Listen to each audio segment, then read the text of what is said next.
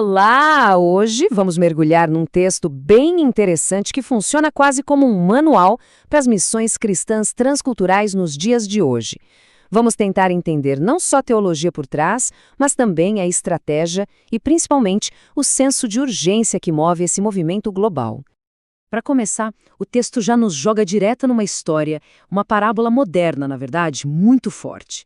Ela acontece às margens do rio Ganges e serve para a gente entender de cara o peso da coisa, o que está em jogo na visão dos missionários. É uma questão de vida ou morte. Então, a cena é a seguinte. Estamos na Índia, no rio Ganges. Um casal de missionários está ali e vê uma cena absolutamente chocante. Uma mãe joga o próprio filho nas águas do rio.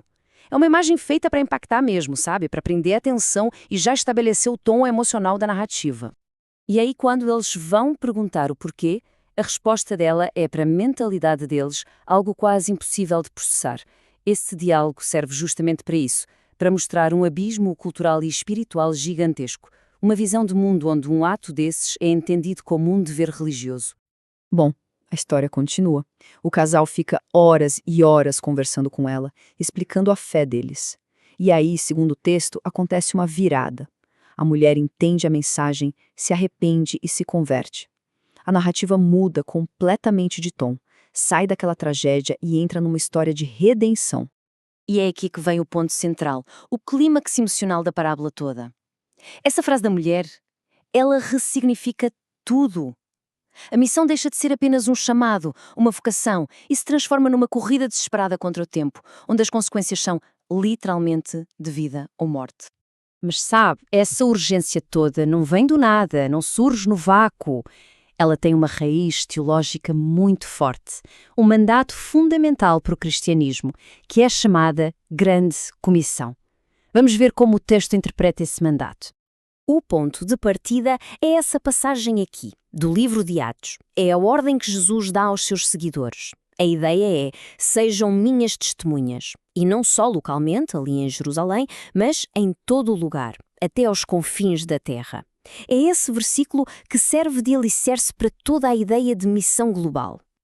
Agora atenção, porque aqui está o pulo do gato, a forma de interpretar isso. Uma visão mais comum enxerga uma sequência, né? Primeiro a cidade, depois a região e só lá na frente o resto do mundo. Mas a visão que o texto defende é outra. A ideia é que o comando é para uma ação simultânea. A missão tem que acontecer em todos esses lugares ao mesmo tempo. Certo. Se a missão é global e tem que acontecer ao mesmo tempo, a pergunta estratégica é: tá, mas por onde começar? É um mundo inteiro. E o texto dá uma resposta muito específica para isso. O foco deve ser na chamada Janela 1040. E o que seria essa tal de Janela 1040? É um conceito geoestratégico. Pense num mapa mundi. É uma faixa retangular que fica entre as latitudes 10 e 40 graus norte e que vai do oeste da África até ao leste da Ásia. Para os estrategistas de missões, essa é, de longe, a região mais importante e desafiadora do mundo hoje. E por que essa região é tão importante? Olha só os motivos. Eles a chamam de cinturão da resistência. É lá que se concentra a grande maioria dos chamados povos não alcançados do planeta. É o berço das maiores religiões não cristãs e, para completar, é uma área que enfrenta enormes desafios sociais e econômicos. Para a gente ter uma dimensão do desafio, o texto destaca as 3 grandes religiões que dominam a janela 1040. A primeira delas é o hinduísmo. Estamos falando de cerca de 716 milhões de adeptos no mundo. Depois, vem o budismo, com uma população global de aproximadamente 613 milhões de seguidores. E, finalmente, o islamismo.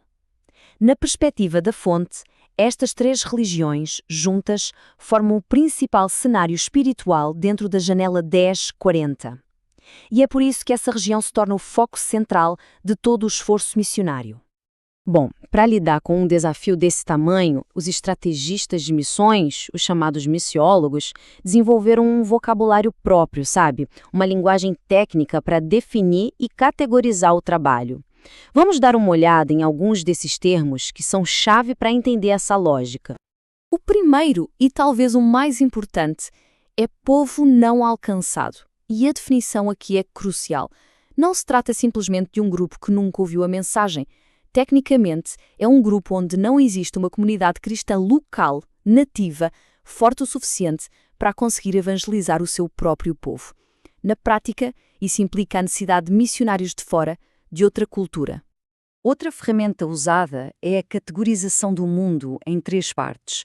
O mundo A é o mundo não evangelizado, aqueles que nunca ouviram falar. O mundo B já foi evangelizado, mas não é majoritariamente cristão. E o mundo C é o que se considera um mundo cristão. Como dá para imaginar, o foco total das missões transculturais é no mundo A. E, por fim, para medir o nível de dificuldade, existe a escala E, que vai de E0 até E3. Basicamente, ela mede a distância cultural que o missionário precisa cruzar. Por exemplo, E0 seria evangelizar dentro da própria igreja, na sua cultura. Já o E3 é o extremo oposto, cruzar barreiras de língua e de cultura muito grandes para alcançar um povo totalmente diferente. E agora chegamos à motivação final, talvez a mais poderosa de todas, que impulsiona essa missão toda. Uma urgência que vem da crença sobre o fim dos tempos. Em termos técnicos, isso é chamado de urgência escatológica. A fonte se baseia muito nesta passagem do Evangelho de Mateus. A conexão que se faz aqui é direta. O Evangelho primeiro precisa ser pregado no mundo inteiro e só então virá o fim. Sob essa ótica, a evangelização global não é só um trabalho nobre, é uma pré-condição para o clímax da história humana. Portanto, a urgência é imensa. Não se trata apenas de converter indivíduos, mas de cumprir uma profecia, de destravar o que eles veem como o próximo passo no plano cósmico de Deus. Para os missionários que seguem essa linha, o relógio está correndo e a necessidade de agir é para agora. E para fechar, o texto volta lá para o início, para aquele peso moral da história da mulher no Rio Ganges, e deixa no ar essa pergunta, uma pergunta bem provocadora, que amarra toda a discussão.